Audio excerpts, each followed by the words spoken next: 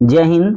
PCS maker official YouTube channel में आप सभी का स्वागत है। तो देखिए फ्रेंड्स, ज्ञान बिंदु जीएस एकेडमी की तरफ से बिहार दरोगा पीटी एग्जाम के लिए जो होमवर्क सीरीज लॉन्च किया था उसका डे नंबर 33 है। तो देखिए फ्रेंड्स, ये बहुत इंपॉर्टेंट आपका होमवर्क सीरीज, ये देखिए आपके आने वाले जो बिहार दरोगा, बिहार पुलिस सभी एग्जाम के लिए बहुत ज्यादा इंपॉर्टेंट और बीपीएससी के एग्जाम के लिए इस प्रोस्पेक्ट से बहुत इंपॉर्टेंट है। तो प्लीज आप पीसीएस मेकर चैनल से जुड़ जाइए। वीडियो कैसा लगा कमेंट करके बताइए फ्रेंड्स। आप लोग के लिए डेली ऐसी वीडियो प्रोवाइड करते हैं, तो प्लीज आप उससे जरूर देखिएगा। और देखिए यहाँ पे आपको जो डेट है आज 21/3/2025 का, यानी कि आज का होमवर्क है। देखिए फ्रेंड्स, एक डेटा आया है, मैं वहां पे आपको क्लियर करना चाहता हूँ। देखिए, कल मैं आपको बताया था कि विश्व प्रशांतता सूचकांक में भारत का स्थान 126वां है।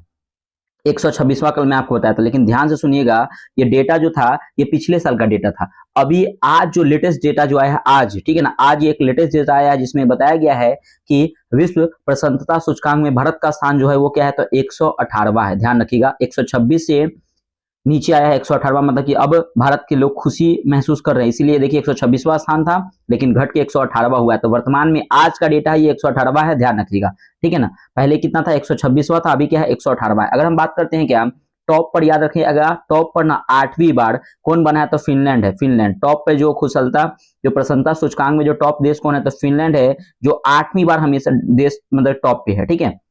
अब सबसे कम खुशी वाला देश कौन सा है, तो याद रखिएगा अफगानिस्तान। अफगानिस्तान का जो स्थान है ना 147वां है। सबसे अंतिम स्थान है ये, पूरे विश्व में सबसे कम खुशहालता वाला देश है कौन, तो अफगानिस्तान है, ठीक है ना। अगर हम बात करते हैं अपना पड़ोसी देश पाकिस्तान का, तो पाकिस्तान का स्थान 109वां, यानी कि भारत से ज्यादा खुश है पाकिस्तान।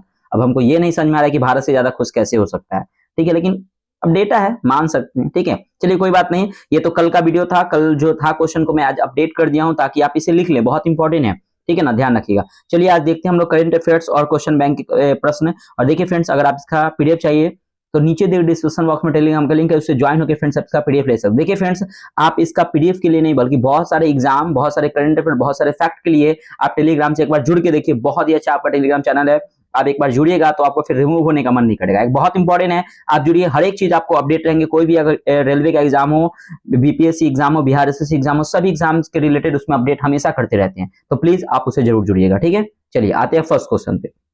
पहला क्वेश्चन है क्या कि भारत का पहला बजट कब और किस गवर्नर वायसराय में के समय प्रस्तुत किया गया था। देखिए, भारत का पहला बजट जो है ना वो 1860 में, याद रखिएगा, भारत का पहला बजट 1860 में प्रस्तुत किया गया था। याद रखिएगा, जेम्स विल्सन के द्वारा, ठीक है, जेम्स विल्सन के द्वारा, जेम्स विल्सन के द्वारा, याद रखिएगा, जेम्स विल्सन के द्वारा 1860 में भारत का पहला बजट पेश किया गया था, ठीक है। लेकिन पूछा जा रहा है कि किस गवर्नर या वायसराय, सॉरी, किस गवर्नर या वायसराय के समय पेश किया गया था, तो उसमें वायसराय कौन थे, लॉर्ड कैनिंग थे। कौन थे, लॉर्ड कैनिंग थे, लॉर्ड कैनिंग थे, याद रखिए, वायसराय लॉर्ड कैनिंग के समय क्या हुआ था कि इसको पेश किया गया था, ये ध्यान रखिए, लॉर्ड कैनिंग हो जाएगा, ठीक है। चलिए अब देखिए फ्रेंड्स, अगर हम बात करते हैं क्या कि जेम्स विल्सन को, तो क्वेश्चन आता है कि भारत में बजट का जनक ना जेम्स विल्सन को कहा जाता है, ये ध्यान रखिएगा, ठीक है। अब देखिए कुछ एक्स्ट्रा फैक्ट यहाँ पे देखते हैं। देखिए क्वेश्चन है क्या कि विश्व का पहला बजट, मतलब कि विश्व का पहला बजट स्वतंत्र रूप से कौन सा देश पेश किया था, याद रखिएगा, विश्व का पूछा जा रहा है। देखिए 1921 में पेश किया था, उसका नाम है अमेरिका, देश का नाम क्या है,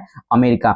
अमेरिका जो है वो विश्व का पहला देश है, स्वतंत्र देश, जो बजट पेश किया था 1921 में, ठीक है। अगला क्वेश्चन देखते हैं। अगला क्वेश्चन ये है क्या कि भारत का पहला ग्रीन बजट कब पेश किया गया था। याद रखिएगा, भारत का पहला ग्रीन बजट जो पेश किया गया था 2020-21 में पहला ग्रीन बजट पेश किया गया था।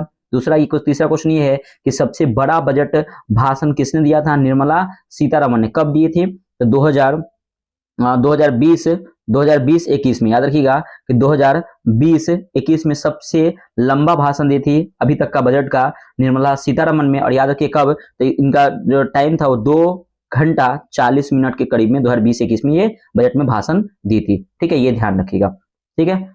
अगला देखते हैं, नेक्स्ट क्वेश्चन है 2 नंबर कि भारत का पहला डिजिटल बजट कब और किसके द्वारा पेश किया गया। देखिए भारत का पहला डिजिटल बजट जो पेश किया गया था ना 2021-22 का बजट में पेश किया गया था, और किसके द्वारा, तो निर्मला सीतारमण के द्वारा। ध्यान रखिएगा किसके द्वारा, तो निर्मला सीतारमण, निर्मला सीतारमण के द्वारा इसको पेश किया गया था, भारत का पहला डिजिटल बजट, ठीक है, ये ध्यान रखिएगा। ये पेश किया गया था वही मतलब कि 2020-21 की कड़ी में। और एक और क्वेश्चन यहाँ से बनता है कि भारत का पहला जो पेपरलेस बजट है ना 2020-21 में ही पेश किया गया था, कोविड-19 के समय, ये भी ध्यान रखिएगा। अगला क्वेश्चन है आपका 3 नंबर की स्वतंत्र भारत का पहला बजट कब और किसके द्वारा पेश किया गया था। देखिए स्वतंत्र भारत का पहला बजट पूछा जा रहा था। देखिए स्वतंत्र भारत का पहला बजट जो पेश किया गया था ना वो 26 नवंबर 1947 को, 26 नवंबर 1947 को स्वतंत्र भारत का पहला बजट पेश किया गया था। और किसके द्वारा पेश किया गया था, सनमुखम सेट्टी, इसको लिखिएगा फ्रेंड्स, सनमुखम, सनमुखम, सनमुखम शेट्टी के द्वारा। याद रखिएगा कि सनमुखम शेट्टी के द्वारा क्या है, शेट्टी, सनमुखम शेट्टी के द्वारा स्वतंत्र भारत का पहला बजट पेश किया गया था 26 नवंबर 1947 को। इसीलिए 26 नवंबर याद रखिएगा कि 26 नवंबर से एक डेट याद रखिएगा कि संविधान दिवस या विधि दिवस के रूप में हम लोग मनाते हैं। ठीक है, अब देखिए यहाँ पे एक और क्वेश्चन बन सकता है, सुनिएगा कि स्वतंत्र भारत का पहला रेल बजट किसने पेश किया था, तो जॉन मथाई ने। याद रखिएगा क्वेश्चन आता है कि स्वतंत्र भारत का पहला रेल बजट किसने पेश किया था, तो जॉन मथाई ने पेश किया। अगला क्वेश्चन ये पूछेगा कि भारत का पहला गणतंत्र बजट किसने पेश किया, तो याद रखिए फरवरी 1950 में, फरवरी 1950 में किसने पेश किया था, ध्यान रखिए जॉन मथाई ने ही पेश किया था, ये भी ध्यान रखिएगा। ठीक है, बहुत इंपॉर्टेंट है, याद रखिएगा। अगला क्वेश्चन और देखिए फ्रेंड्स, मैं ग्रुप में आपको बजट का वीडियो बनाया था, ये जो ज्ञान बिंदु जीएस एकेडमी की तरफ से जो पीडीएफ प्रोवाइड किया था उसका मैं आपको अच्छे से उसमें वीडियो बनाया, तो आप अगर आप नहीं देखे होंगे, मैं आपका 30 मिनट्स का वीडियो, तो आप एक बार जाके देखिए, बहुत इंपॉर्टेंट है वो। ठीक है ना, बजट देखिए, बहुत सारे क्वेश्चन आपको डायरेक्टली वहां से देखने को मिलेंगे। ठीक है, आगे देखिए बजट 2025-26 में कुल आवंटित राशि कितनी है। देखिए बजट 2025-26 में कुल आवंटित राशि जो है ना वो 50.65 लाख करोड़ रुपया है। ठीक है ना, ध्यान रखिएगा। अगर हम बात करते हैं, ये तो व्यय हो गया, लेकिन अगर बात करते हैं क्या कि प्राप्तियां कितनी है, तो प्राप्तियां जो है आपके 34.96 लाख करोड़ रुपया है। 5 नंबर क्या कि बजट 2025-26 में विकास में कुल कितने इंजन बनाए गए। देखिए बजट 2025-26 में ना विकास के कुल 4 इंजन बनाए गए। पहला कृषि, एमएसएमई, निवेश और निर्यात। ठीक है ना, और ध्यान रखिएगा कहा गया, निर्मला सीतारमण के द्वारा कहा गया कि बजट का प्राथमिक चरण कौन क्या है, तो बजट का प्राथमिक चरण ही क्या है, कृषि है, ये भी ध्यान रखिएगा।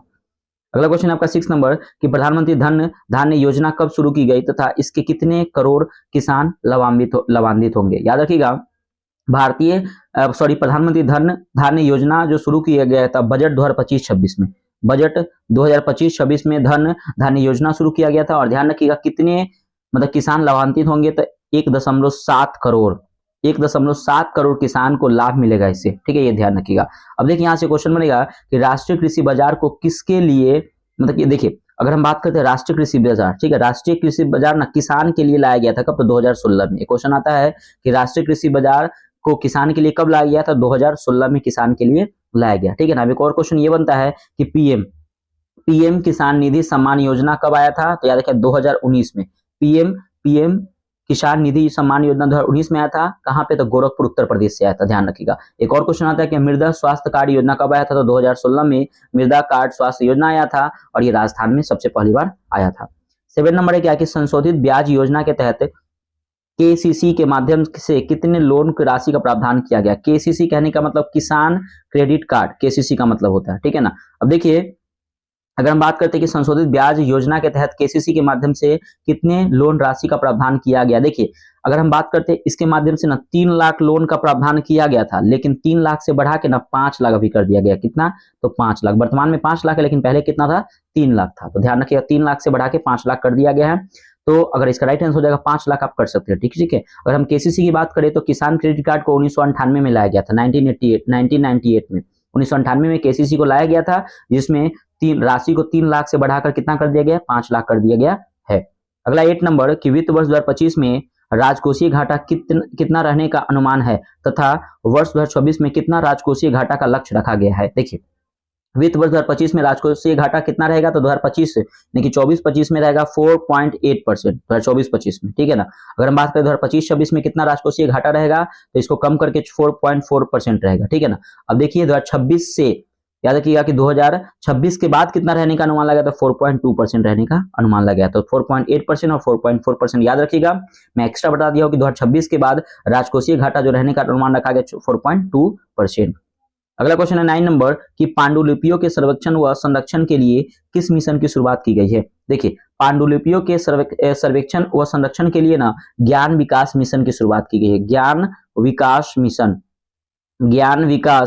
मिशन की शुरुआत की गई है, ज्ञान विकास मिशन की शुरुआत की गई है। अगला क्वेश्चन है 10 नंबर कि गिग श्रमिकों के पहचान पत्र तथा स्वास्थ्य देखभाल भारत सरकार की किस परियोजना के तहत किया जाएगा। देखिए गिग समझ में आ रहा है, गिग श्रमिकों कहने का मतलब क्या होता है, कॉन्ट्रैक्ट बेस्ड जो हम लोग जो श्रमिक होते हैं कॉन्ट्रैक्ट बेस्ड जो काम करते हैं उनको मतलब कि उनको देखभाल के लिए भारत सरकार के द्वारा ना जन आरोग्य योजना की शुरुआत की गई है। जन आरोग्य योजना, याद रखिएगा जन आरोग्य जन आरोग्य योजना की शुरुआत की? जन आरोग्य योजना कहने का मतलब क्या होता है? इसका अन्य नाम है आयुष्मान भारत योजना, ठीक है ना, ये ध्यान रखिएगा। अब देखिए अगर हम बात करते हैं जन आरोग्य योजना की शुरुआत कब हुई थी, तो सितंबर 2018 को हुई थी। सितंबर 2018 को रांची झारखंड से इसकी शुरुआत हुई थी, ठीक है ना। और जन आरोग्य योजना का नोडल एजेंसी का नाम है आयुष मंत्रालय, ठीक है ना, याद रखिए आयुष मंत्रालय। अगला क्वेश्चन है आपका, नेक्स्ट है आपका 11 नंबर क्वेश्चन देखिएगा कि जल जीवन मिशन योजना का विस्तार किस वर्ष तक किया गया? देखिए जल जीवन मिशन योजना का विस्तार ना किस वर्ष तक किया गया, तो 2028 तक किया गया, 2028 तक। लेकिन सुनिएगा ध्यान से, जल जीवन मिशन योजना का लक्ष्य 2024 तक रखा गया था, लेकिन 2024 से बढ़ाकर कब तक कर दिया गया? 2028 तक कर दिया गया, ठीक है। अगर हम बात करते हैं जल जीवन मिशन की, तो सुनिएगा इसकी घोषणा हुई थी 15 अगस्त 2019 को जल जीवन मिशन योजना की घोषणा हुई थी। कहां पे? तो लाल किले से। किसने किया था? तो नरेंद्र मोदी ने किया था, ठीक है ना, ये ध्यान रखिएगा। अगर हम बात करते हैं जल जीवन मिशन योजना की, तो सुनिएगा एक हर घर जल योजना में टॉप राज्य कौन है? तो गोवा है। हर घर मतलब कि हर घर जल योजना में टॉप राज्य कौन है? गोवा है। अगर क्वेश्चन है कि हर घर जल योजना में 100वां जिला कौन बना था? चंबा। चंबा बना है। चंबा कहाँ का जिला है? तो ध्यान रखिएगा ये हिमाचल प्रदेश का है, ठीक है। हम हिमाचल प्रदेश का चंबा जिला जो है वह याद रखिएगा कि वह 100वां जिला बना है हर घर जल योजना का, टॉप है, ठीक है ना, ध्यान रखिएगा। अगर बात करते हैं क्या कि हर घर जल में टॉप जिला कौन है, तो बुरहानपुर है। मध्य प्रदेश का बुरहानपुर जो है वह हर घर जल में टॉप जिला कौन है, तो मध्य प्रदेश का बुरहानपुर है, ये ध्यान रखिएगा। और 100वां जिला कौन बना है, तो याद रखिए चंबा जो हिमाचल प्रदेश का है। और हर घर जल में टॉप राज्य कौन है, तो गोवा है, ठीक है। अगला क्वेश्चन 12 नंबर है क्या कि MSME micro small medium enterprises को गारंटी के साथ दिए जाने वाले ऋण सीमा को 5 करोड़ से बढ़ाकर कितना कर दिया गया है? तो देखिए 5 करोड़ से बढ़ाकर ना 10 करोड़ कर दिया गया, 10 करोड़, ठीक है ना। अगर हम बात करते हैं एमएसएमई की, तो याद रखिएगा कि एमएसएमई की अवधारणा बजट 2020 एमएसएमई की अवधारणा जो है वो बजट 2020 में लाया गया था, ये ध्यान रखिएगा। और एमएसएमई के लिए ना एक ना रैंप योजना लाया गया। एमएसएमई के लिए एक रैंप योजना है। एमएसएमई के लिए क्या है? तो एक रैंप योजना की शुरुआत की गई थी। तो रैंप योजना का संबंध किससे है? तो एमएसएमई से, माइक्रो स्मॉल मीडियम इंटरप्राइजेस से संबंधित है। 13 नंबर है क्या कि मेक इन इंडिया को निरंतरता देते हुए राष्ट्रीय विनिर्माण मिशन कब शुरू किया गया? देखिए मेक इन इंडिया की निरंतरता देते हुए राष्ट्रीय विनिर्माण मिशन को कब शुरू किया गया? तो 2025 में शुरू किया गया, 2025 में, ध्यान रखिएगा। अगर हम बात करते हैं मेक इन इंडिया, तो मेक इन इंडिया को कब लॉन्च किया गया? 2014 में मेक इन इंडिया को लॉन्च किया गया था, ध्यान रखिएगा। अगला क्वेश्चन है आपका 14 नंबर कि उड़ान योजना के तहत और कितने गंतव्यों के से क्षेत्रीय संपर्क बढ़ाया जाएगा? देखिए उड़ान योजना के तहत कितने गंतव्यों को क्षेत्रीय संपर्क बढ़ाया जाएगा? तो याद रखिए 120 क्षेत्रों को, 120 क्षेत्रों को क्या बढ़ाया जाएगा, ये ध्यान रखिएगा। अब देखिए फ्रेंड्स यहाँ पे क्वेश्चन आता है उड़ान। उड़ान का फुल फॉर्म सुनिएगा, उड़ान का फुल फॉर्म क्या होता है? उड़ान का यू से होता है उड़े, डी से होता है देश, ए से होता है आम और एन से होता है नागरिक। मतलब हुआ कि उड़े देश का आम नागरिक, इसका फुल फॉर्म होता है, ठीक है, ध्यान रखिएगा। उड़े देश का आम नागरिक, ठीक है, इसका फुल फॉर्म होता है, ये ध्यान रखिएगा। आगे अगर हम बात करते हैं 15 नंबर कि बीमा क्षेत्र में एफडीआई के सीमा से को 74% से बढ़ाकर कितना प्रतिशत कर दिया है? देखिए बीमा को क्षेत्र में 74% से बढ़ाकर ना 100% कर दिया गया। क्या? तो 100% कर दिया गया, ध्यान रखिए एफडीआई। अगर हम बात करते हैं वैश्विक आंकड़े के अनुसार भारत में ना सर्वाधिक एफडीआई जी करते हैं ना, सर्वाधिक जो एफडीआई करता है, सर्वाधिक एफडीआई ना सिंगापुर से आती है, सिंगापुर से। ध्यान रखिए क्वेश्चन आता है कि वैश्विक आंकड़े के अनुसार भारत में सर्वाधिक एफडीआई सिंगापुर से आती है। और सिंगापुर के किस कंपनी से? तो कैपिटल इन्वेस्ट कंपनी, याद रखिए सिंगापुर के कैपिटल इन्वेस्ट कंपनी से आती है एफडीआई सबसे ज्यादा, ठीक है ना। अगला क्वेश्चन है आपका 16 नंबर कि भारतीय संविधान के किस अनुच्छेद के तहत उपराष्ट्रपति के रूप में कार्य अथवा कृत्यों का निर्वहन कर सकता है? तो कौन? तो याद रखिए अनुच्छेद आपका अनुच्छेद 65 करता है, अनुच्छेद 65 करता है। ध्यान रखिएगा कि भारतीय संविधान के अनुच्छेद 65 के तहत उपराष्ट्रपति के रूप में कार्य अथवा कृत्यों का निर्वहन राष्ट्रपति कर सकता है, अनुच्छेद 65 के तहत, ये ध्यान रखिएगा। अगला क्वेश्चन है 70 नंबर कि कौन सी खाड़ी फ्रांस और स्पेन दोनों के बीच अपनी सीमा रेखा बनाती है? तो कौन सी खाड़ी? तो बिस्के की खाड़ी, याद रखिएगा। बिस्के की जो खाड़ी ना, बिस्के की जो खाड़ी है, बिस्के की खाड़ी वो क्या करती है कि फ्रांस और स्पेन दोनों के बीच में अपनी सीमा बनाती है। अगला क्वेश्चन है आपका कबीर के ग्रंथ साखी सबद रमैनी का संकलन किसके द्वारा किया गया? देखिए कबीर के ग्रंथ है साखी सबद रमैनी का जो संकलन किया गया ना, संकलन वो बीजक के द्वारा किया गया, याद रखिएगा। किसके द्वारा? तो बीजक के द्वारा। लेकिन क्वेश्चन है कि संकलन करता कौन है? तो धर्मदास, याद रखिए। संकलन करता पूछे तो कौन हो जाएगा? धर्मदास हो जाएगा, ध्यान रखिए। क्वेश्चन में कंफ्यूजन मत होएगा, संकलन किसने किया? तो बीजक ने, लेकिन संकलन करता कौन है? तो धर्मदास है, ये ध्यान रखिएगा। और देखिए कबीर का ना ग्रंथावली ग्रंथ जो है राखी है, साखी है, सबद है, रमैनी है और ग्रंथावली और रचनावली है, ये कबीर के ग्रंथ है, ये ध्यान रखिएगा।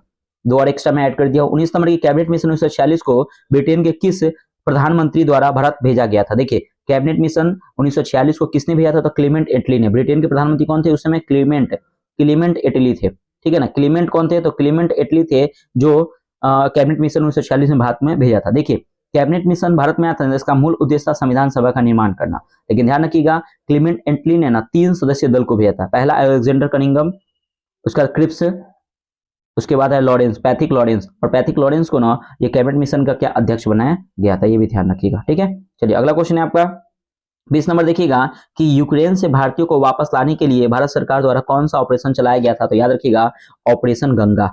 ऑपरेशन गंगा के तहत क्या हुआ था कि यूक्रेन में फंसे भारतीयों को क्या हुआ था कि गंगा के तहत क्या होता कि वहां पे लोगों को बाहर निकाला गया था। अब देखिए ऑपरेशन पोलो का संबंध हैदराबाद की आजादी से संबंधित है, ठीक है ना। ऑपरेशन देवी शक्ति अफगानिस्तान में फंसे लोगों को वहां से निकालने का था, ऑपरेशन देवी शक्ति चलाया गया था भारत के द्वारा। उसके बाद कैक्टस लिली का संबंध ये बांग्लादेश के लिए था, 1971 में आजादी के लिए कैक्टस लिली चलाया गया था, ठीक है ना, याद रखिएगा। और ऑपरेशन विजय ना कारगिल वॉर में चलाया गया था, और ऑपरेशन अजय जो है इजराइल के लिए चलाया गया था, ये ध्यान रखिएगा। अगला आपका 21 नंबर की सिंधु सभ्यता के किस स्थल को लघु हड़प्पा के नाम से जाना जाता है? तो याद रखिएगा सिंधु सभ्यता का ना लघु हड़प्पा स्थल कौन है? तो लोथल है। कौन है? तो लोथल। और ये कहाँ पे स्थित है? तो लोथल आपके गुजरात में, अभी वर्तमान गुजरात राज्य में स्थित है, ध्यान रखिएगा, ठीक है ना। और फारस के मुहर का साक्ष्य ना लोथल से ही मिला है, याद रखिएगा। सिंधु घाटी सभ्यता का आकृति क्या होती है? त्रिभुजाकार होती है। अगला 22 नंबर कि भारत में पहली बार आर्थिक जनगणना कब की गई तथा किस संस्था द्वारा की गई थी? देखिए भारत में पहली बार आर्थिक जनगणना की गई थी 1977 में, 1977 में की गई थी, और याद रखिएगा किसके द्वारा की गई थी? CSO के द्वारा 1977 में की गई थी। अगला आपका 23 नंबर की मानव शरीर में गुब्बा रेनुमा संरचना जैसी गैसीय आदान प्रदान करती है, क्या कहलाती है? तो गुब्बारे नुमा संरचना, तो ये कहलाता है ना कुपिका कहते हैं। इसको क्या कहते हैं? इसको कहते हैं कुपिका कहिए, या इसको बोलते हैं एल्बोलाई, याद रखिए एल्बोलाई, क्या कहते हैं? एल्बोलाई कहते हैं, ठीक है, याद रखिएगा इसको क्या कहते हैं? एल्बोलाई कहते हैं, याद रखिए कुपिका कहते हैं, एल्बोलाई कहते हैं। यानी कि मानव शरीर में गुब्बारे नुमा संरचना जो गैसीय आदान प्रदान करती है उसे क्या कहते हैं? कुपिका या एल्बोलाई कहते हैं। अगला क्वेश्चन है 24 नंबर की जब प्रकाश की किरण एक माध्यम से दूसरे माध्यम में प्रवेश करती है तो वह विचलित हो जाती है, और इस परिघटना को क्या कहते हैं? तो इस परिघटना को कहते हैं प्रकाश का अपवर्तन। प्रकाश का अपवर्तन कहते हैं, प्रकाश का क्या कहते हैं? अपवर्तन कहते हैं, ठीक है। अगला क्वेश्चन आपका 25 नंबर कि भारत में पहली बार इतिहास इमारतों और धरोहर की सुरक्षा और मरम्मत के लिए भारतीय पुरातत्व की स्थापना किसके द्वारा की गई थी? देखिए भारतीय पुरातत्व की स्थापना जो की गई थी ना, देखिएगा यहाँ पे ना क्वेश्चन में थोड़ा सा आप कंफ्यूजन होइएगा, देखिएगा ध्यान से। अगर हम बात करते हैं कि भारत में पहली बार इतिहास इमारतों और धरोहर की सुरक्षा को मरम्मत के लिए भारतीय पुरातत्व की स्थापना कर्जन ने किया था 1904 में, याद रखिएगा 1904 में कर्जन ने किया था, ठीक है, 1904 में किसने किया था? तो कर्जन ने किया था, ठीक है ना। लेकिन और क्वेश्चन ऐसे आया कि भारतीय पुरातत्व सर्वेक्षण विभाग के मतलब कि किसे कहा था? भारतीय पुरातत्व सर्वेक्षण विभाग के पिता किसे कहते हैं? तो अलेक्जेंडर कनिंघम को कहते हैं, याद रखिए अलेक्जेंडर कनिंघम कहते हैं। भारतीय पुरातत्व सर्वेक्षण विभाग के पिता कहते हैं अलेक्जेंडर कनिंघम को, ध्यान रखिएगा, ठीक है ना, ये याद रखिए। ये कुछ इंपॉर्टेंट था यहाँ पे, इसलिए मैं आपको क्लियर कर दिया हूँ, ठीक है। आगे तो यहाँ पे आपका जो राइट आंसर हो जाएगा फ्रेंड्स, यहाँ पे राइट आंसर हो जाएगा लॉर्ड कर्जन 1904, ठीक है, ये ध्यान रखिएगा। 26 नंबर क्वेश्चन आपका कि प्रारूप समिति के सदस्यों में डीपी खेतान और बीएल मिश्रा के स्थान पर क्रमशः किसको लाया गया था? देखिए प्रारूप समिति की अगर हम बात करते हैं तो प्रारूप समिति के सदस्यों में डीपी खेतान के स्थान पर किसे लाया गया था? टीटी कृष्णमाचारी, याद रखिए टीटी कृष्णमाचारी को लाया गया था, ठीक है ना। यानी कि मतलब क्या कि डीपी खेतान के यहाँ पे टीटी कृष्णमाचारी को लाया गया था, और ध्यान रखिएगा कि बीएल मिश्रा के स्थान पे ना एन माधवराव को लाया गया था, एन माधव राव को लाया गया था, ठीक है। थोड़ा सा राइटिंग हम समझ रहे हैं, लेकिन आप प्लीज थोड़ा सा एडजस्ट कीजिए, ठीक है ना, आप इसमें समझ सकते हैं, ठीक है। अब देखिए अगर हम बात करते हैं प्रारूप समिति की, तो याद रखिएगा प्रारूप समिति का गठन हुआ था अगस्त 1947 में, अगस्त 1947 में प्रारूप समिति का गठन हुआ था। और याद रखिएगा प्रारूप समिति को ही हम लोग क्या कहते हैं? लेखा समिति के नाम से जानते हैं। प्रारूप समिति में कितने सदस्य हैं? तो 4, इसमें लोग 4 सदस्य शामिल थे, जिसमें से एक हेड थे कौन थे? बाबा साहेब भीमराव अम्बेडकर, और 6 क्या थे इसमें सदस्य थे, ठीक है। अगला है 27 नंबर कि बंगाल विभाजन की घोषणा कब और कहाँ की गई थी? देखिए बंगाल विभाजन की जो घोषणा की बात करते हैं ना, तो ये देखिए आपको डेट ना कभी 19 रहेगा तो कहीं पे 20 रहेगा, यानी कि 19 या 20 जुलाई, याद रखिए 19 या 20 जुलाई 1905 को, 19 या 20 जुलाई 1905 को बंगाल विभाजन की घोषणा की गई थी, ध्यान रखिएगा। और ये कहाँ पे की गई थी, ये डेट याद, जगह नाम याद है, शिमला में। कहाँ की गई थी, शिमला में की गई थी, शिमला में, ये ध्यान रखिएगा। तो बंगाल विभाजन की घोषणा 19 या 20 जुलाई 1905 में, और कहाँ किया गया, तो शिमला में किया गया, ठीक है। अब देखिए एक पॉइंट यहाँ पे मैं बता रहा हूँ, देखिए बंगाल विभाजन की अगर हम बात करते हैं, देखिए बंगाल विभाजन का ना विरोध में 7 अगस्त, याद है बंगाल विभाजन के विरोध में क्या हुआ था कि 7 अगस्त 1905 को, 7 अगस्त 1905 को स्वदेशी आंदोलन की शुरुआत हुई थी, ठीक है ना। बंगाल विभाजन के विरोध में क्या हुआ था कि 7 अगस्त 1905 में क्या हुआ था, 7 अगस्त 1905 को स्वदेशी आंदोलन की शुरुआत हुई थी। अब देखिए अगर हम बात करते हैं क्या बंगाल का विभाजन, तो देखिए बंगाल का विभाजन कब हो गया था, तो बंगाल का विभाजन हुआ था 16 अक्टूबर 1905 में क्या हुआ था कि बंगाल का विभाजन हो गया था, ये भी ध्यान रखिएगा, ठीक है। अगला क्वेश्चन 28 नंबर कि भारत के पूर्वी लद्दाख केंद्र शासित में उच्च अक्षांश पर अवस्थित राष्ट्रीय उद्यान कौन सा है। तो देखिए भारत के पूर्वी लद्दाख केंद्र शासित में उच्च अक्षांश पर अवस्थित राष्ट्रीय उद्यान कौन सा है, तो हेमिस राष्ट्रीय उद्यान, याद रखिएगा, Hemis national park, Hemis national park हो गया, ठीक है, ये ध्यान रखिएगा। अगर हम बात करते हैं हेमिस नेशनल पार्क की, तो ध्यान रखिएगा ये लद्दाख में है और सबसे ऊंचाई पर अवस्थित राष्ट्रीय उद्यान है भारत में, ध्यान रखिएगा। अगला 29 नंबर की 34वां और 35वां ओलंपिक खेलों का आयोजन क्रमशः कहाँ किया जाएगा। देखिए 34वां और 35वां खेल जो ओलंपिक खेलों का आयोजन जो किया जाएगा लॉस एंजल्स में किया जाएगा, याद रखिएगा, लॉस एंजल्स में किया जाएगा। ये कब किया जाएगा, तो डेट याद रखिएगा 2028 में, ठीक है। 34वां, अगर हम 35वां की बात करें तो 35वां जो किया जाएगा वो याद रखिए 2032 में किया जाएगा, 2032 में 35वां किया जाएगा। और कहाँ पे, तो ब्रिस्बेन ऑस्ट्रेलिया में, कहाँ पे, तो ब्रिस्बेन ऑस्ट्रेलिया में किया जाएगा, ब्रिस्बेन ऑस्ट्रेलिया में किया जाएगा, ये ध्यान रखिएगा। अब देखिए अब हम लोग 34वां 35वां तो देख ही लिए, कुछ और देख लेते हैं, 32वां देख लेते हैं। 32वां जो आपका जो ओलंपिक खेल का आयोजन किया गया था वो मतलब कहाँ हुआ, देखिए 2020 में होना था, 2020 में होना था, लेकिन कोविड-19 कारण कब हुआ, तो 2021 में हुआ। 21 में कहाँ हुआ था, जापान टोक्यो में किया गया, ठीक है ना। अब 33वां अगर बात करें, 33वां ओलंपिक खेलों के आयोजन की बात करते हैं तो ये 2024 में हुआ था, और ये कहाँ हुआ था, तो पेरिस फ्रांस में इसका आयोजन किया गया था, ये ध्यान रखिएगा, ठीक है। चलिए अगला क्वेश्चन देखते हैं हम लोग 30 नंबर क्या कि निक्षय पोषण योजना का संबंध किससे है। देखिए निक्षय पोषण योजना का जो संबंध है ना वो तावेती मतलब कि टीबी रोग से है, या क्षय रोग बोलिए, क्षय रोग बोलिए, इसको क्षय रोग बोलिए, या इसको टीबी रोग बोलिए, या इसको मतलब कि तापेतिक रोग कहते हैं, तपेदिक रोग कहते हैं, ठीक है ना। आपको पता है कि टीबी जो होने वाले रोग जीवाणु से होने वाले रोग होते हैं। टीबी से प्रभावित अंग कौन है, तो फेफड़ा होता है, ठीक है ना। और झिल्ली बात करें तो फ्लूरा झिल्ली, याद रखिएगा कि देखिए टीबी से प्रभावित अंग कौन है, तो फेफड़ा है। तो फेफड़ा में एक कोशिका पाया जाता है, इसका नाम है प्लूरा कोशिका को क्या करता है, ये प्रभावित करता है, ये ध्यान रखिएगा। चलिए अगला क्वेश्चन है आपका 31 नंबर कि चार्ल्स वुड द्वारा भारत के तत्कालीन गवर्नर जनरल लॉर्ड डलहौजी को 1854 में एक सुझाव पत्र भेजा जिसे क्या कहा गया, तो उसे वुड डिस्पैच कहा गया। क्या कहा गया, वुड डिस्पैच कहा गया, वुड डिस्पैच, याद रखिएगा, वुड डिस्पैच कहा गया। मतलब चार्ल्स वुड द्वारा भारत के तत्कालीन गवर्नर जनरल लॉर्ड डलहौजी को 1854 में एक सुझाव पत्र भेजा गया जिसे वुड डिस्पैच किया गया। याद रखिएगा ये वुड डिस्पैच ना शिक्षा से संबंधित है, ये क्वेश्चन आया था कि वुड डिस्पैच किससे संबंधित है, शिक्षा से। और ध्यान रखिएगा कि भारत में शिक्षा का मैग्ना कार्टा कहा गया था किसे, तो वुड डिस्पैच को कहा गया था, ये ध्यान रखिएगा। अगला क्वेश्चन है आपका 32 नंबर की महात्मा गांधी के किस सत्याग्रह आंदोलन को प्रथम असहयोग आंदोलन कहा गया है। तो ध्यान रखिएगा कि महात्मा गांधी का ना एक अहमदाबाद आंदोलन था, अहमदाबाद जो आंदोलन था,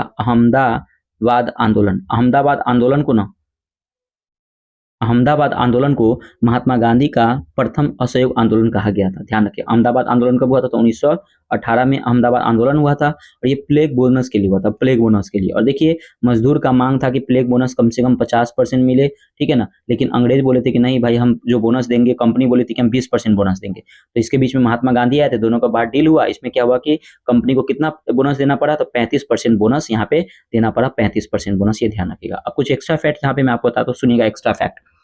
क्वेश्चन एक आता है कि गांधी जी ने पहला प्रत्यक्ष किसान आंदोलन कहाँ पे किए थे। बहुत इंपॉर्टेंट, देखिए पहला किसान आंदोलन तो हुआ था कहाँ पे, तो आपको पता है चंपारण में। लेकिन क्वेश्चन है कि पहला प्रत्यक्ष किसान आंदोलन, बहुत इंपॉर्टेंट है, पहला प्रत्यक्ष किसान आंदोलन हुआ था खेरा किसान आंदोलन हुआ था, पहला प्रत्यक्ष आंदोलन हुआ था 1918 में, ठीक है। अगर पूछे कि डायरेक्टली पूछे कि पहला किसान आंदोलन कहाँ हुआ था, चंपारण में हुआ था।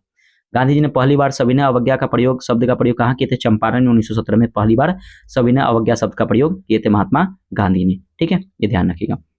33 नंबर है क्या कि संयुक्त राज्य अमेरिका में चलने वाली गर्म और शुष्क स्थानीय पवनों को क्या कहा जाता है, तो इसको ना चिनूक कहते हैं, चिनूक, याद रखिए इसको क्या कहते हैं, चिनूक हवा कहते हैं। जो अमेरिका में चलने वाली गर्म और शुष्क स्थानीय पवन, इसको चिनूक कहते हैं। और याद रखिएगा ये चिनूक जो है ना जनरली कनाडा की हवा है, कनाडा की ये हवा है चिनूक, लेकिन ध्यान रखिएगा ये अमेरिका में चलने वाली गर्म हवा शुष्क हवा को क्या कहते हैं, चिनूक कहते हैं। अब देखिए अगर बात करते हैं इटली में एक हवा चलती है, गर्म शुष्क हवा चलती है, उसका नाम क्या है, तो सिराको। याद रखिएगा इटली में कौन सी हवा चलती है, तो सिराको। सिराको जो हवा चलती है वो गर्म शुष्क हवा इटली में चलती है। अब भारत में वो पता है कि भारत में लू चलती है, लू, ठीक है, ये ध्यान रखिएगा। अगला क्वेश्चन है आपका 34 नंबर की, हिंद स्वराज को ब्रिटिश सरकार द्वारा एक राजद्रोही पाठ के रूप में कब प्रतिबंधित किया गया था। तो देखिए एक क्वेश्चन है यहाँ पे कि हिंद स्वराज को ब्रिटिश सरकार द्वारा एक राजद्रोही पाठ के रूप में कब प्रतिबंधित किया गया था, तो 1910 में प्रतिबंधित किया गया था, 1910 में। और याद रखिएगा हिंद स्वराज की बात करते हैं तो हिंद स्वराज के पुस्तक की जो लेखक है कौन है, तो महात्मा गांधी है, ध्यान रखिएगा। और इसी पुस्तक में 11 सूत्री की मांग किए थे महात्मा गांधी ने 5 मार्च 1931 को, 5 मार्च 1931 को महात्मा गांधी ने इसी पुस्तक में 11 सूत्री की मांग की थी। अगला क्वेश्चन है आपका 35 नंबर की, किसे क्रमशः भारत छोड़ो आंदोलन के नायक और नायिका के रूप में जाना जाता है, किसे जाना जाता है, तो ध्यान से सुनिए। देखिए अगर हम बात करते हैं ना कि देखिए भारत छोड़ो आंदोलन के ना कोई भी नेतृत्वकर्ता नहीं थे, ठीक है ना। और ध्यान रखिएगा इसमें नायक कौन थे, तो नायक थे जयप्रकाश नारायण, जयप्रकाश नारायण थे। याद रखिए जयप्रकाश नारायण थे नायक। अगर हम नायिका की बात करते हैं इसमें थे अरुणा आशफ अली। नायिका कौन थी, अरुणा आशफ अली क्या थी, तो इसमें के नायिका थी, ठीक है ना। याद रखिए भारत छोड़ो आंदोलन की नायिका। अगला क्वेश्चन देखते हैं। अगला क्वेश्चन है कि विश्व इतिहास की झलकियां नामक पुस्तक किसके द्वारा लिखी गई थी। देखिए विश्व इतिहास की झलकियां नामक पुस्तक ना पंडित नेहरू यानी कि पंडित जवाहरलाल नेहरू के द्वारा ये पुस्तक लिखी गई थी, ये ध्यान रखिएगा। पंडित नेहरू की बात करें तो अंतरिम सरकार का गठन 1940 में पंडित जवाहरलाल नेहरू ने किया था, ठीक है ना। अगर हम बात करते पहले प्रधानमंत्री कौन थे, पंडित जवाहरलाल नेहरू थे, ये भी ध्यान रखिएगा। अगला क्वेश्चन है 37 नंबर की, दक्षिण एशिया में व्यापार निवेश तथा संपर्क द्वारा क्षेत्र के लोगों को सामाजिक आर्थिक दशा में उत्थान के लिए किस संगठन की स्थापना की गई थी। याद रखिएगा दक्षेस की स्थापना की गई थी, दक्षेस कहने का मतलब क्या होता है, सार्क।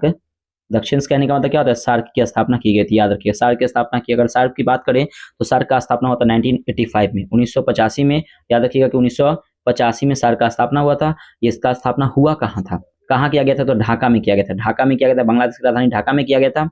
सार्क का स्थापना, इसका हेडक्वार्टर यहाँ तो काठमांडू में स्थित है सार्क। और इस सार्क में कितने देश शामिल है, तो 8 देश, भारत के पड़ोसी देश इसमें शामिल है।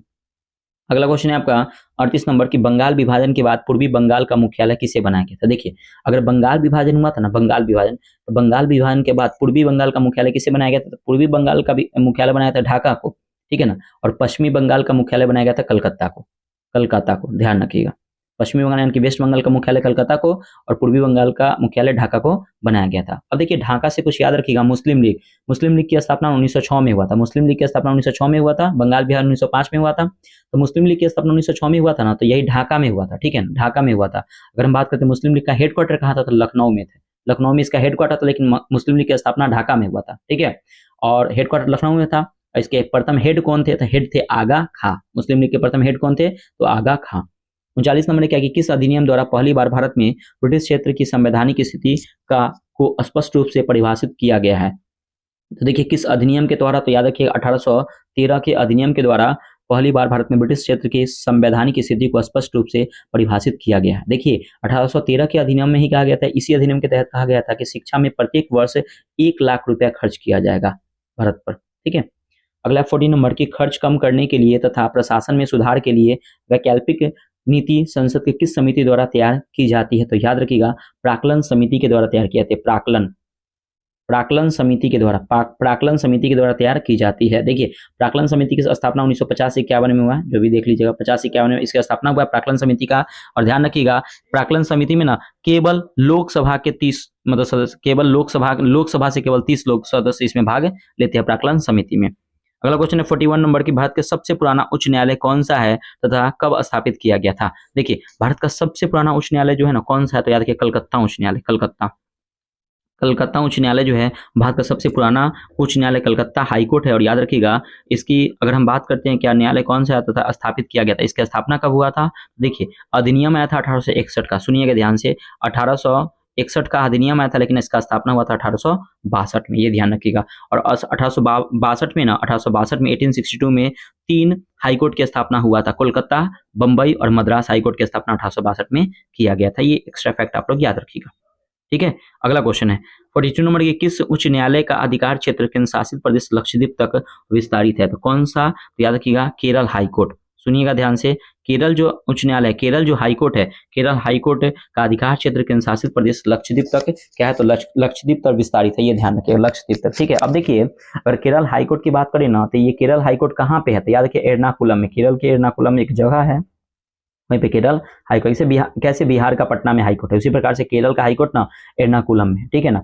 महाराष्ट्र का मुंबई में है, ठीक है ना, वेस्ट बंगाल का कलकत्ता में है, ठीक है, उसी प्रकार से आपका यूपी का इलाहाबाद में, उसी प्रकार से केरल हाईकोर्ट का एर्नाकुलम में है। अगला आपको 43 नंबर के अनुच्छेद 226 के तहत उच्च न्यायालय के पास किससे संबंधित प्रवर्तन हेतु अधिकार क्षेत्र। देखिए अनुच्छेद 226 के तहत उच्च न्यायालय के पास ना मूल अधिकार याद रखिएगा कि मूल अधिकार के संबंधित प्रवर्तन हेतु अधिकार क्षेत्र है, मूल अधिकार, याद रखिए मूल अधिकार, ध्यान रखिएगा, ठीक है ना। अगर हम बात करते हैं मूल अधिकार भाग 3 में अनुच्छेद 12 से 35 में मूल अधिकार के बारे में वर्णित है, ये ध्यान रखिएगा। अगला क्वेश्चन देखते हैं 44 नंबर कि उच्च न्यायालय के न्यायाधीशों को योग्यताओं का उल्लेख संविधान के किस अनुच्छेद में है। देखिए उच्च न्यायालय के न्यायाधीशों की योग्यताओं का उल्लेख जो है अनुच्छेद 217 के क्लाउज 1 या क बोलिए क्लाउज 1 में वर्णित है। अगला 45 नंबर की राज्य में एक उच्च न्यायालय के न्यायाधीशों की नियुक्ति राष्ट्रपति द्वारा किसके परामर्श से की जाती है। देखिए अगर राज्य में एक उच्च न्यायालय के न्यायाधीशों की नियुक्ति राष्ट्रपति किसके परामर्श से की जाएगी, तो सुप्रीम कोर्ट के मुख्य न्यायाधीश, याद रखिएगा, या तो सुप्रीम कोर्ट के chief justice of India, supreme court के मुख्य न्यायाधीश, सुप्रीम कोर्ट के मुख्य न्यायाधीश, नहीं तो और या तो राज्यपाल, और क्या राज्यपाल, याद रखिए, और राज्यपाल। तो ध्यान रखिएगा कि राज्य में एक उच्च न्यायालय के न्यायाधीशों की नियुक्ति राष्ट्रपति द्वारा सुप्रीम कोर्ट के मुख्य न्यायाधीश के परामर्श पर और राज्यपाल के परामर्श पे किया जाता है, ठीक है, ये ध्यान रखिएगा, नियुक्ति किया जाता है। अगला क्वेश्चन है आपका 46 नंबर की, निम्नलिखित कथनों पर विचार कीजिए। महाधिवक्ता को राज्य की विधानसभा की कार्यवाही में भाग लेने का अधिकार है। हाँ बिल्कुल अधिकार है, ये अनुच्छेद 165 कहता है, अनुच्छेद 165 कहता है कि महाधिवक्ता को राज्य की विधानसभा की कार्यवाही में भाग लेने का अधिकार है, याद रखिएगा, ठीक है ना। और इसे राज्य में विधानसभा को वोट देने का अधिकार, देखिए वोट देने का अधिकार नहीं है, भाग लेने का अधिकार है, बोलने का अधिकार है, ठीक है ना, लेकिन वोट देने का अधिकार महाधिवक्ता को नहीं है, तो केवल आपका एक सही हो जाएगा। अगला क्वेश्चन आपका 47 नंबर की, भारतीय संविधान के किस संशोधन के तहत उच्च न्यायालय के न्यायाधीशों के सेवानिवृत्ति की आयु 60 से 62 साल की गई है। तो याद रखिए किस, 15वां संविधान संशोधन, याद रखिएगा एक 15वां संविधान संशोधन हुआ था, कब, तो 1963 में हुआ था, 15वां संविधान संशोधन 1963 में हुआ था, और कहा गया था कि जो भी हाईकोर्ट के न्यायाधीश है उनकी सेवानिवृत्ति की आयु ना 60 वर्ष से बढ़ाकर कितना कर दिया गया था, 62 साल कर दिया गया था, ठीक है, ये ध्यान रखिएगा। अगला क्वेश्चन है आपका कि 48 नंबर के, उच्च न्यायालय के न्यायाधीशों को उनके कार्यकाल खत्म होने से पहले ही अक्षमता अथवा सिद्ध कदाचार के आधार पर उनके कार्यकाल से किसके द्वारा हटाया जा सकता है। देखिए उच्च न्यायालय के न्यायाधीशों को ना, मतलब क्या, उनके कार्यकाल खत्म होने से पहले ना ये राष्ट्रपति के द्वारा हटाया जा सकता है, राष्ट्रपति के द्वारा हटाया जाएगा, लेकिन राष्ट्रपति ना दोनों सदनों के सलाह पर हटाएंगे, ठीक है ना, लोकसभा राज्यसभा के सदनों के मतलब कि सदनों जो भी हैं दोनों सदनों के सलाह पर क्या हटाएंगे, ऐसे राष्ट्रपति नहीं हटाएंगे, ठीक है।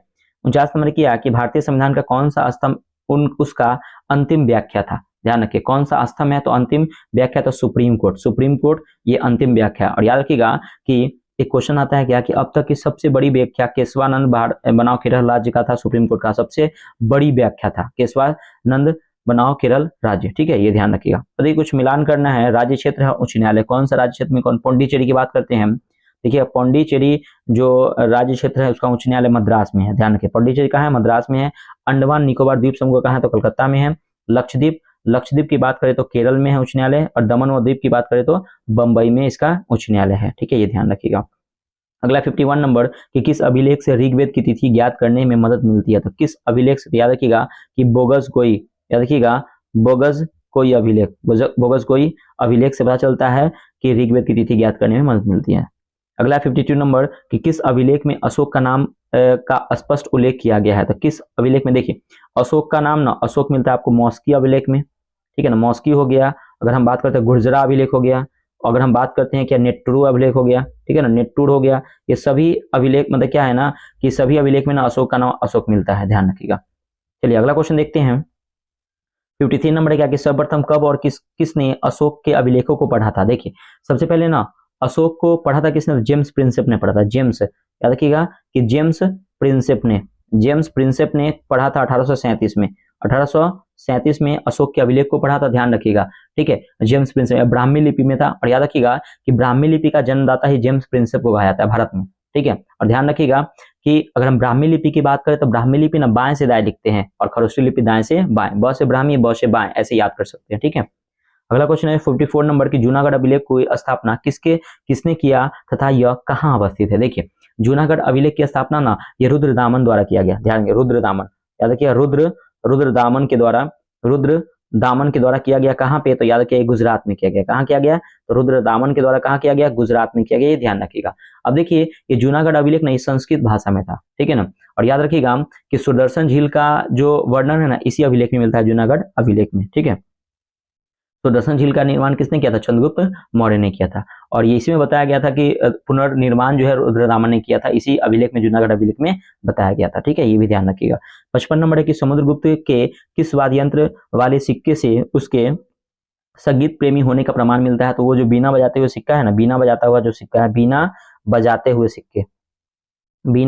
बजाते हुए सिक्के में कहा गया है कि उनके संगीत प्रेमी होने का प्रमाण मिलता है। देखिए अगर हम बात करते हैं ना ये समुद्रगुप्त की, तो याद रखिएगा समुद्रगुप्त ने 4 प्रकार के सिक्के को जारी किए थे। पहला तो बिना बजाता हुआ सिक्का, दूसरा राजा रानी का सिक्का, तीसरा चांदी का सिक्का, चौथा मयूर का सिक्का, ये ध्यान रखिएगा। अगर हम बात करते हैं समुद्रगुप्त को, तो भारत का नेपोलियन कहा जाता है समुद्रगुप्त को, ठीक है ना, याद रखिएगा। इसको लिच्छवी दोहित कहा जाता है, लिच्छवी दोहित, और इसको कवि राज की उपाधि भी दी गई थी समुद्रगुप्त को, ये भी ध्यान रखिएगा। अगला 56 नंबर की, यूनेस्को द्वारा किस वेद को विश्व मानव धरोहर के साहित्य में शामिल किया गया था। देखिए ऋग्वेद को, याद रखिएगा कि ऋग्वेद को यूनेस्को द्वारा मानव विश्व धरोहर साहित्य में शामिल किया गया था, ठीक है ना, याद रखिएगा। और ऋग्वेद की रचना ऋग्वैदिक काल में हुई थी, ये भी ध्यान रखिएगा। अगला क्वेश्चन आपका 57 नंबर, किस भारतीय ग्रंथ में हमें हिंदुओं तथा पवनों और शकों के संघर्ष का वर्णन मिलता है। याद रखिए रामायण ग्रंथ में, रामायण ग्रंथ में, याद रखिएगा रामायण ग्रंथ में क्या है कि रामायण ग्रंथ में हिंदुओं तथा पवनों के शकों का संघर्ष का वर्णन मिलता है। रामायण की रचना वाल्मीकि ने की थी, ठीक है ना, ये ध्यान रखिएगा। हाँ, महाभारत के वेद व्यास ने। अगला क्वेश्चन है आपका 58 नंबर कि त्रिपिटक बुद्ध की शिक्षाओं का संकलन है, इसके 3 भाग कौन कौन से। देखिए त्रिपिटक बुद्ध की शिक्षाओं का संकलन, इसके 3 भाग है, विनय पिटक, देखिएगा इसको, विनय पिटक, सुत्त पिटक और अभिधम्म पिटक, याद रखिए अभिधम्म पिटक है, याद रखिएगा। अगर हम बात करते हैं विनय पिटक, तो देखिएगा कि विनय पिटक की रचना उपाली ने की थी, सुत्त पिटक की रचना आनंद ने की थी, ठीक है ना, और अभिधम्म पिटक की रचना मोगलीपुत्र ने की थी। अगला क्वेश्चन आपका 59 नंबर क्या कि आदिकाल से लेकर 1151 ईस्वी के आरंभ तक के कश्मीर के इतिहास के बारे में जानकारी किस पुस्तक में मिलती है। तो याद रखिए राजतरंगिणी पुस्तक है, याद रखिएगा राजतरंगिणी पुस्तक कलहन ने लिखा था, राजतरंगिणी, याद रखिए राजतरंगिणी पुस्तक में मिलती है। कश्मीर के इतिहास के बारे में जानकारी राजतरंगिणी पुस्तक में मिलती है, ये ध्यान रखिएगा।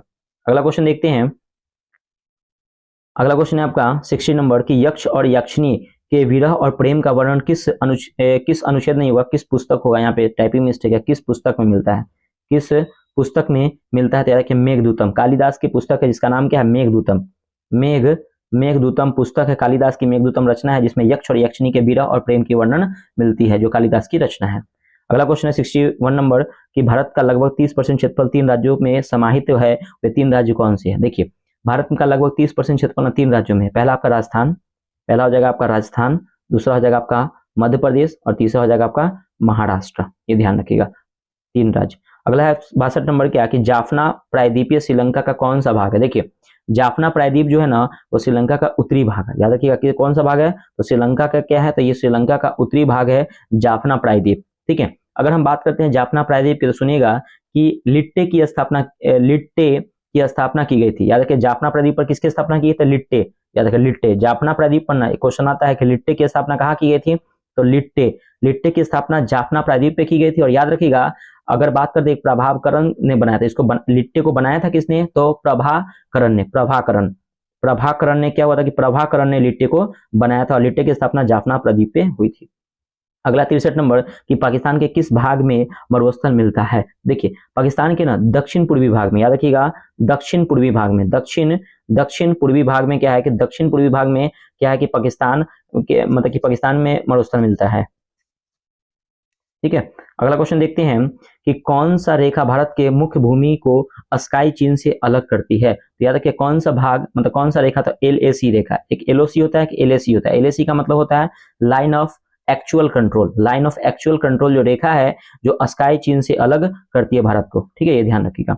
अगला क्वेश्चन है 65 नंबर की, बाखन गलियार भारत को उसके किस पड़ोसी देश से जोड़ता है? याद रखिए, बाखन गलियार ना भारत के उसके अफगानिस्तान को, अफगानिस्तान जो आपका पड़ोसी देश है अफगानिस्तान, याद रखिएगा, उसको जोड़ता है। अभी मैं आपको बताया था अफगानिस्तान के बारे में कि सबसे कम खुशहाली वाला देश कौन है? अफगानिस्तान ही है, ठीक है, और टॉप पे फिनलैंड है, ठीक है, ये भी ध्यान रखिएगा। और भारत का स्थान क्या है? तो 118वां है, जो 126वां था उससे बढ़ के क्या हो गया? 118वां हो गया, ठीक है ना। और अगर बात करते हैं पाकिस्तान का, तो पाकिस्तान का स्थान क्या है? तो पाकिस्तान का स्थान 109वां है, ठीक है। अफगानिस्तान का स्थान 147वां, ये भी ध्यान रखिएगा। तो मैंने स्टार्टिंग में बता दिया, फिर से एक बार मैं रिपीट कर दिया, क्वेश्चन आया तो, ठीक है। चलिए 66 नंबर क्वेश्चन है आपका कि चाबहार परियोजना किस दो देशों के बीच की परियोजना है? देखिए, चाबहार परियोजना किन दो देशों की परियोजना है? तो सुनिएगा, ये ना भारत और ईरान की परियोजना है, भारत और ईरान की परियोजना, याद रखिए, भारत और ईरान की परियोजना है चाबहार परियोजना। अगला क्वेश्चन है आपका 67 नंबर की, सक्षम घाटी कहाँ अवस्थित है और वर्तमान में किस देश के अधिकार क्षेत्र में है? देखिए, सक्षम घाटी जो है ना, ये भारत में अवस्थित है, याद रखिए, कहाँ पर अवस्थित है? भारत में इसका हिस्सा है, लेकिन इसका अधीन ना पीओके का है, पाक ऑक्युपाइड कश्मीर के अधीन है, ध्यान रखिएगा। किस देश के अधिकार क्षेत्र में है? तो पाक ऑक्युपाइड कश्मीर, लेकिन भारत में भी इसका हिस्सा है। लेकिन ध्यान रखिएगा, पीओके पाक ऑक्युपाइड कश्मीर में क्या हुआ था? 1963 में क्या हुआ था? ये चीन को गिफ्ट में कर दिया था। 1963 में क्या हुआ था कि ये जो सक्षम घाटी है इसको पीओके के अधीन था, और ये पीओके ने क्या हुआ था? 1963 में चीन को क्या कर दिया था? गिफ्ट कर दिया था। तो भारत हो जाएगा और पीओके हो जाएगा। अगला क्वेश्चन है आपका 68 नंबर की, टेंगोत्सो झील किन दो देशों की सीमा पर अवस्थित है? देखिएगा, पेंगोत्स्को झील जो है ना, ये भारत और चीन पे स्थित है, भारत और चीन, याद रखिए, भारत और चीन देशों की सीमा पर अवस्थित है पेंगोत्स्को झील, याद रखिए, पेंगोत्स्को झील, ठीक है। अगला क्वेश्चन है आपका 69 नंबर की, सुगौली की संधि कब और किसके साथ की गई थी? देखिए, सुगौली की जो संधि हुई थी ना, ये सबसे पहले तो 1815-16 में हुई थी सुगौली की संधि, और किसके साथ हुई थी? तो याद रखिएगा कि नेपाल के साथ हुई थी, और British east India company BEIC के बीच में हुई थी सुगौली की संधि 1815-16 में। ये बहुत इंपॉर्टेंट क्वेश्चन है। 70 नंबर की, भारत की प्रमुख भूमि को पूर्वोत्तर भारत में कौन सा गलियारा जोड़ता है? देखिए, भारत की प्रमुख भूमि को पूर्वोत्तर भारत में कौन सा गलियारा जोड़ता है? तो सिलीगुड़ी कॉरिडोर, याद रखिएगा, सिलीगुड़ी कॉरिडोर, याद रखिएगा, सिलीगुड़ी कॉरिडोर जोड़ता है, याद रखिएगा। भारत की प्रमुख भूमि को पूर्वोत्तर भारत में कौन सी गलियारा जोड़ता है? तो सिलीगुड़ी कॉरिडोर गलियारा जोड़ता है, ठीक है। अगला क्वेश्चन देखिएगा। देखिए फ्रेंड्स, मैं यहाँ पे आपको एक पॉइंट बताना चाहता हूँ। देखिए, महज आपको ना एक 100 क्वेश्चन का ज्ञान बिंदु जीएस एकेडमी की तरफ से जो सुबह में 8 बजे टेस्ट होता था, उसका 100 क्वेश्चन का महज आपको ना 21 वीडियो है। तो महज आपको ना 2100 क्वेश्चन आपको यहाँ पे देखने को मिलेगा। बिहार दरोगा, बीपीएससी, बिहार एसएससी, मतलब कोई भी एग्जाम का अगर प्रिपरेशन कर रहे हैं तो ये आप 2100 क्वेश्चन को पढ़ेंगे। सुनिएगा मेरी बात ध्यान से, स्किप मत कीजिए, सुन लीजिए थोड़ा सा। अगर आप 2100 क्वेश्चन को पढ़ेंगे तो वहां पे महज आपको 21 वीडियो दिखेगा। उसके बाद डेली प्रैक्टिस सेट का ना आपको महज आपको 40 वीडियो वहां पे दिखेगा। मतलब एक में आपको 50 क्वेश्चन है, यानी कि 50 क्वेश्चन है, इसको 100 में समझिएगा, ठीक है ना। तो महज आपको 4000 क्वेश्चन यहाँ पे देखने को मिलेगा, ठीक है। 4000 क्वेश्चन यहाँ पे भी दिखा, 2000 यहाँ पे दिखा, यानी कि 6000 क्वेश्चन तो ऐसे हो गया। और डेली होमवर्क सीरीज में जो महज आपको 200 क्वेश्चन बताया जाता है, महज 200, ठीक है ना। तो सोचिए अभी मतलब यहाँ पे महज 6000 क्वेश्चन, यानी कि 4000, 6000 और 2000, देखिएगा कितना हो गया, 10 दो 12,000। मतलब अगर एवरेज समझिए तो 10,000 क्वेश्चन अगर आप पढ़ लेंगे ना, तो मैं आपको विश्वास दिलाता हूं, आपका बिहार दरोगा हो या आने वाला एग्जाम 13 जुलाई को बिहार पुलिस का एग्जाम हो, ये सभी एग्जाम को ना फोड़ के रख देंगे। आप एक बार देखिए, मैं अपना एक्सपीरियंस आपको बता रहा हूं, मैं एग्जाम बहुत सारे दिया हूं, तो मैं आपको बता रहा हूं कि बहुत सारे क्वेश्चन यहाँ पे देखने को मिले हैं। इसीलिए मैं आप लोगों के लिए प्रैक्टिस सेट ये फ्री में प्रोवाइड किया हूं। आप जाके देखिए, अच्छे से मैं एक्सप्लेन किया हूं, ऐसा नहीं कि कुछ भी बोल के, मैं वहां पे अच्छे से मैं बताया हूं कि ऐसे एक्सप्लेन करना है, क्वेश्चन को ऐसे बताना है, यहाँ से क्वेश्चन बनेगा, बहुत अच्छा है। तो प्लीज आप एक बार पीसीएस मेकर के चैनल से जुड़िए, आप इतना करिए ना, आपका एग्जाम बिहार पुलिस और बिहार दरोगा नहीं निकला तो हमें बताए, बस इतना कीजिए, ठीक है ना। बहुत इंपॉर्टेंट है आपके आने वाले एग्जाम के लिए। प्लीज आप पीसीएस मेकर चैनल से जुड़िए, और जो भी प्रैक्टिस सेट आपको मतलब ऑलरेडी अवेलेबल है जो, उसको जरूर देखिए जाके, बहुत इंपॉर्टेंट आपके एग्जाम ऑफ पॉइंट्स है। ज्ञान बिंदु का देखिएगा स्पेशली, ठीक है। और मैं और कोई भी चीज मैं आपको देखने के लिए नहीं बोल रहा हूं, बस ज्ञान बिंदु का जो प्रैक्टिस सेट है वो देखिए। इनका प्रैक्टिस सेट इतनी अच्छी होती है, और बिहार दरोगा बिहार पुलिस एग्जाम के लिए बहुत ज्यादा इंपॉर्टेंट है इनका प्रैक्टिस सेट, ध्यान रखिएगा, ठीक है। चलिए 71 नंबर क्वेश्चन है क्या कि 97वां अकादमी पुरस्कार समारोह का आयोजन कहां और किसके द्वारा किया गया? देखिए, 97वां अकादमी पुरस्कार समारोह का आयोजन किया गया ना, ये लॉस एंजल्स में किया जाएगा, ध्यान किया गया है, याद रखिए, लॉस एंजल्स में किया गया। और याद रखिएगा, ये डॉल्बी थिएटर द्वारा, मतलब कि किसके द्वारा किया गया था? डॉल्बी थिएटर के द्वारा इसका आयोजन किया गया है, डॉल्बी थिएटर। याद रखिएगा डॉल्बी डॉल्बी थिएटर के द्वारा, डॉल्बी थिएटर के द्वारा इसका आयोजन किया गया है। ठीक है, अगला क्वेश्चन देखते हैं कि 97वां ऑस्कर विजेता में किस फिल्म ने बेस्ट फिल्म का अवार्ड जीता है? तो याद रखिए अनोरा, अनोरा एक मूवी है जो बेस्ट फिल्म का अवार्ड जीता है। अगला 73 नंबर के 97वां ऑस्कर पुरस्कार में बेस्ट एक्टर और एक्ट्रेस का अवार्ड कौन जीता? देखिए बेस्ट बेस्ट एक्टर का जो अवार्ड जीता है ना वो कौन जीता है? तो याद रखिएगा Adrien Adrien Brody, Adrien Brody, इनका नाम थोड़ा सा समझ रहे अंग्रेज का नाम, एड्रियन ब्राडी ये बेस्ट एक्टर का अवार्ड जीते हैं। और बेस्ट फीमेल एक्ट्रेस में कौन जीती है? तो माइकी, याद रखिएगा कि Mikey Mikey Madison, Mikey Madison जो है वो बेस्ट एक्ट्रेस का अवार्ड जीती है। ठीक है, अब देखिए फ्रेंड्स यहां से आपको ना कुछ पॉइंट हम आपको बता देते हैं, सुनिएगा। चलिए आगे लास्ट क्वेश्चन बताते हैं। 74 नंबर है क्या कि 97वां ऑस्कर पुरस्कार में बेस्ट डायरेक्टर का अवार्ड किसने जीता है? तो याद रखिएगा कि सीन बेकर ने बेस्ट डायरेक्टर का अवार्ड जीता है। ठीक है ना, अगला 75 नंबर कि 97वें ऑस्कर पुरस्कार में सर्वाधिक अवार्ड किस फिल्म ने जीता है? तो याद रखिए अनोरा ने सर्वाधिक अवार्ड जीता है। अब देखिए अगर हम बात करते हैं क्या कि पहली भारतीय महिला जो है वो ऑस्कर जीती तो उसका नाम क्या है? भानु, याद रखिएगा भानु अथैया ने क्या हुआ था कि पहली महिला जो है यानी कि पहली भारतीय जो है वो मतलब कि ऑस्कर पुरस्कार जीती है। कब? तो 1983 में फिल्म गांधी में जीती है। ठीक है ना, और पहले पुरुष कौन है? सत्यजीत रे हैं जो 1992 में जीते हैं ऑस्कर पुरस्कार, ये भी ध्यान रखिएगा। ठीक है फ्रेंड्स, तो इतने फैक्ट्स इतने पॉइंट्स मैं आपको बताया हूं। देखिए आपका जो होमवर्क है यानी कि ये होमवर्क आपको मंडे का है, ध्यान रखिएगा ये मंडे का होमवर्क है। ये होमवर्क फ्रेंड्स ये सैटरडे को नहीं है, मंडे टू फ्राइडे इसका प्रैक्टिस सेट होता है। ठीक है ना, कल मास्टर वीडियो अपलोड होगा, आप देख लीजिएगा। करंट अफेयर्स में भारत का बजट पढ़ना है डे 2, आपको ऑलरेडी मैं वीडियो प्रोवाइड कर दिया हूं पीसीएस मेकर पे, मैं एक बार फिर से भेज दूंगा, एक बार जरूर देख लीजिएगा। ठीक है, क्वेश्चन बैंक पढ़ना है 421 से 430 नंबर पेज, एंशिएंट हिस्ट्री आपको स्टार्ट हो गया है आज से। और याद रखिएगा ये जो डे आपका 33 है यहाँ से एंशिएंट हिस्ट्री मिला है, डे 32 तक आपको मॉडर्न हिस्ट्री था, ये ध्यान रखिए। प्रागैतिहासिक काल पढ़ना है, ज्योग्राफी में कंप्लीट रिवीजन करना है, पॉलिटी में भाग 8 पढ़ना है केंद्र शासित प्रदेश, और ज्योग्राफी में याद रखिएगा उसके बाद आपको बिहार स्पेशल शुरू हो जाएगा मंडे से। ठीक है फ्रेंड्स, वीडियो कैसा लगा कमेंट करके बताइएगा। ऐसी वीडियो डेली देखने जो रोज डेली चैनल को सब्सक्राइब, चैनल से जुड़े रहिए और चैनल को सब्सक्राइब जरूर करें। ठीक है फ्रेंड्स, मिलते हैं नेक्स्ट वीडियो में, बाय बाय, जय हिंद दोस्तों।